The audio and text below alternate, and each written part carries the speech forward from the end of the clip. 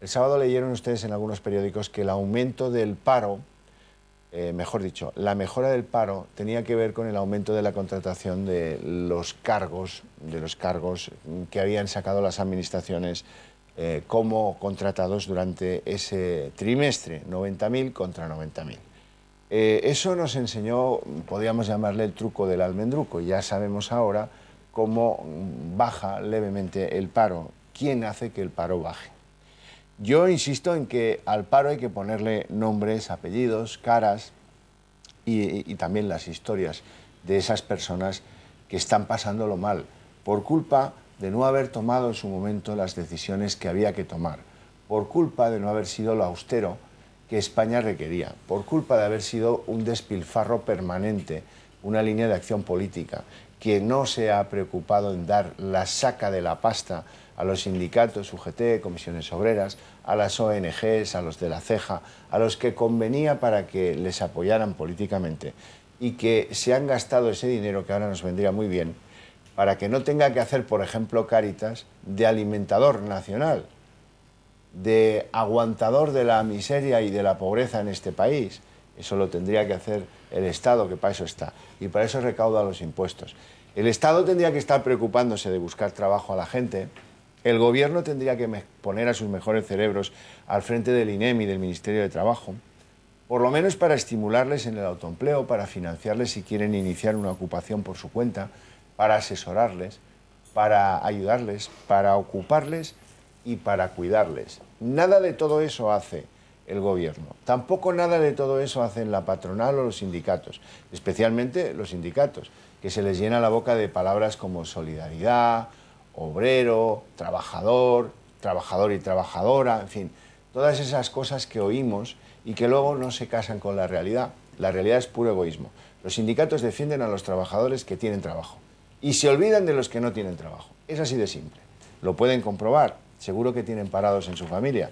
Pues mándenlos, díganles que vayan un día a comisiones obreras o a UGT y a ver qué sacan en claro a la vuelta. Pues menos que cuando van al INEM. Y miren que en el INEM sacan pocas cosas en claro. Hoy hemos querido que nos acompañe una persona joven que está en el paro. Es Nerea Fuentes. Buenos días, Nerea. Buenos días. Nerea, tienes 19 años. Sí. Empezaste a trabajar muy jovencita. Sí, a los 16. A los 16. ¿Y dónde empezaste a trabajar? ¿Te acuerdas? Sí, de niñera. Estuve cuidando a una niña, le he estado de monitora también. ¿Y se te daba eso? Sí. Y luego, la verdad es que los niños se me dan bien. Y después de eso empezaste a trabajar en otras cosas. Sí, quité de mi ocupación de estar estudiando a trabajar. Y ahora hago todo lo contrario. Trabajaste, por ejemplo, de camarera en un conocido establecimiento hostelero de Alcalá de Henares, ¿verdad? Y todos tus trabajos fueron temporales. Sí. Luego, cuando te has quedado en el paro, no tienes derecho a subsidio. No. ¿Nunca has cobrado subsidio? No, nunca. ¿Y tú buscas trabajo? Sí. Y no encuentras trabajo. No. Y eso es súper asfixiante y duro, me imagino. Y agobiante. Llamas a puertas y nada. Nada. Tú estás dispuesta a trabajar en casi en lo que sea, digamos, sí. ¿no? O sea, que Más no tienes bien remilgos, porque soy joven. No tienes remilgos si te ofrece alguien ir a una panadería a hacer de dependienta o mañana hacer de camarera a un sitio o lo que sea. No tengo ningún problema. Es más, es que es por puro agobio. O sea, que es que... Ya les digo ahora que tengo su teléfono. O sea, que si alguien le quiere dar trabajo, que aproveche la ocasión. Los únicos ingresos que entran son el de mi hermano y el de mi padre. Y entonces, el de mi padre, para lo mínimo, ¿Tú para vives lo con que tus padres? Claro. ¿Qué es lo peor de la situación en la que te encuentras ahora, Nerea? Lo peor de que no encuentras ayuda, por ningún lado. O sea, ¿a ti te gustaría a lo mejor que donde tú vivas, no digo dónde es, no hace falta, pudieras ir al ayuntamiento o pudieras ir a la sede de la UGT o pudieras ir al INEM y que ahí se sentara alguien contigo y te dijera, pues mira, si a ti te gusta cuidar niños y te asocias con ese señor que está pensando montar un negocio de eso mismo que tú y vais a la comunidad y sacáis no sé qué dinerito que os va a dar, no sé qué caja de ahorros o no sé qué banco, podéis intentar empezar en ello si tenéis pues una titulación X o un tal o buscáis a alguien que os pueda echar una mano en tal o cual cosa.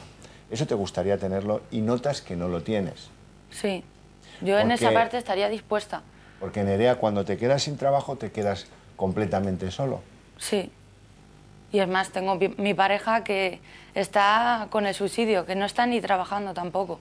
Tus amigos, tu pareja, como tú dices, están en situaciones, pues vamos, que si no fuera por su familia, tendrían que ir a comer a los comedores de beneficencia. Sí. La familia lo aguanta todo, ¿no? En realidad. Sí, pero es que ya hay un colmo que ya no puedes aguantar. Porque es que no van a estar tu familia durante toda la vida. ¿Tu novio pierde el subsidio que me decías que está cobrando el mes que viene? Sí, no, este mes. Este mes. Ya es uno, sí. O sea, ya eso es la situación del megagobio. Sí. Porque será poco, me imagino, pero algo entra en casa. Sí. Pero claro, esos gastos tiene que mantener un automóvil, tiene que mantener o lo que sea, lo que es un pago a sus padres y... ¿Cómo se llama tu madre? Mi madre se llama Virtudes. ¿Y tu madre está en el paro también? Sí. ¿Dónde trabajaba tu madre? Mi madre trabajaba en una escuela de... Joder, en una escuela de... Bueno, en una escuela, da Sí. igual. Y perdió su trabajo. No, directamente que se le terminó el contrato. Ya. Y no le renovaron. No. Oye, y entre tu círculo, tus amistades, ¿a quién se le echa la culpa de la situación? Me imagino que será muy duro quedarse así, con cara de tonto, y que sin que encontrar trabajo, buscándolo por aquí y por allá, y que todos tus amigos estén en la misma situación, y eso me imagino que le echaréis la culpa de esa situación a alguien. A los de arriba, simplemente. A los de arriba. No hay nada más. ¿Tú cuando trabajabas cuánto cobrabas? Pues 300, porque eran días sueltos también, y trabajos temporales. Y incluso eran trabajos de fin de obra.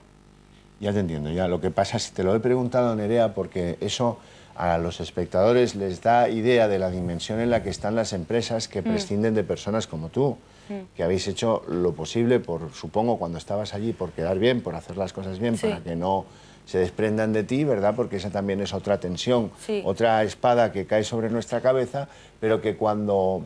Es decir, que si muchas de esas empresas no te sostienen a ti y a gente como tú, pues porque no pueden, porque están reventados, en pocas palabras, ¿no? Porque No, pero tienen... directamente, por mi parecer, a la gente joven se le explota, porque se le hace muchas horas y por muy poco dinero. Nerea, no tengo ninguna duda, pero cuando alguien te paga a ti 300 euros y te lo deja de pagar siendo que tú cumples, es porque realmente no tiene para pagártelo. En muchos casos, no digo que sea el tuyo, digo que en general, en muchas empresas que explotan a la gente joven, pues dejan de explotarla, no porque no quieran explotarla, sino porque ya no tienen dinero para pagar ni siquiera ese simbólico sueldo que os dan a muchos de los que estáis en situación como la tuya, ¿no? Oye, ¿y qué se te ocurre? ¿Qué vas a hacer? Pues ¿Has ya... pensado alguna vez irte de este país? No, de este país no, pero lo que ¿Por es qué? de la localidad sí. ¿Por qué no piensas irte de este país? Porque es que directamente no lo veo tan agobiante para irme a otro país.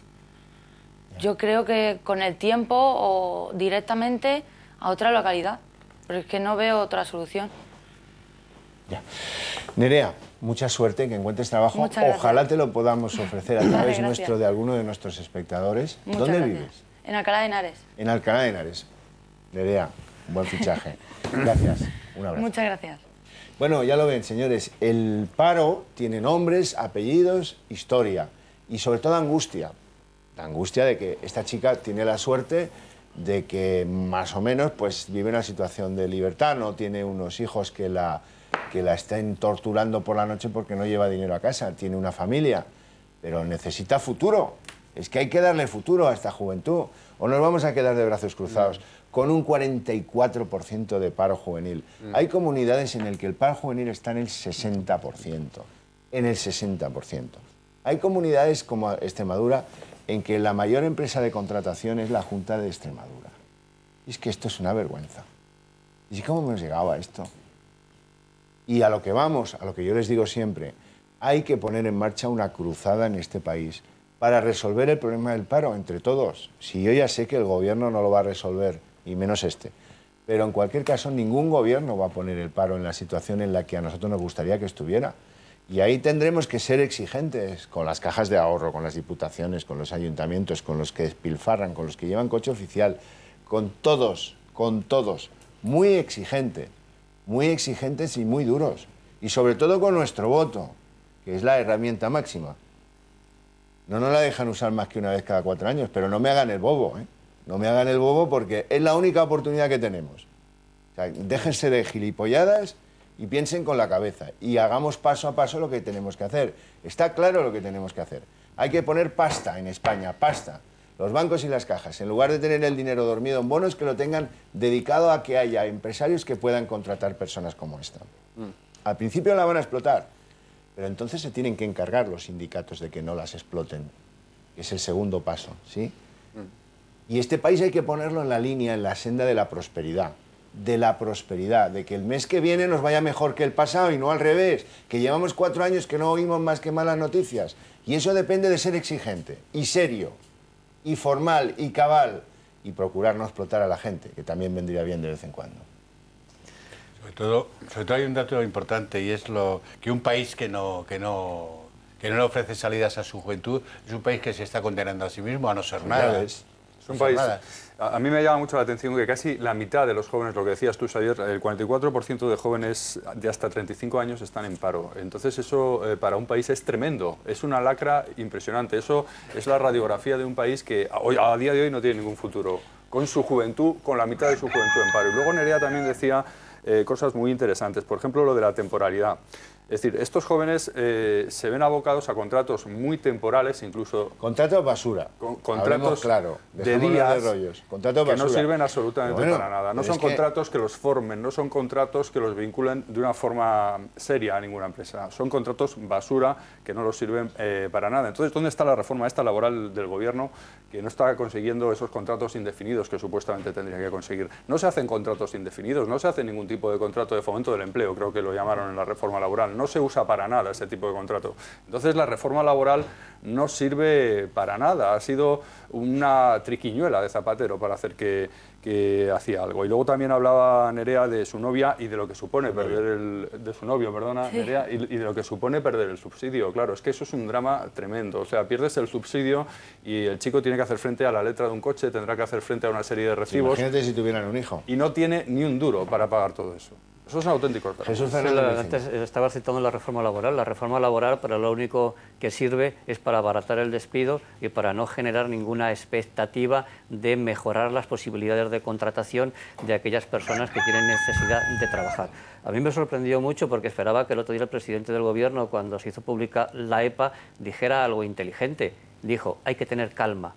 No sé exactamente qué significa que hay que tener calma con 4,5 millones de parados, que en realidad son 5, porque están excluidos los ERES y aquellos que están en formación. ¿Hay que tener calma ante qué? Hay que tener calma ante 5 millones de parados. Esto es tan solo una situación temporal. Sí, hay que tener calma ante la incapacidad de un gobierno de facilitar la incorporación de las personas a un trabajo digno, ni siquiera digno, a un trabajo.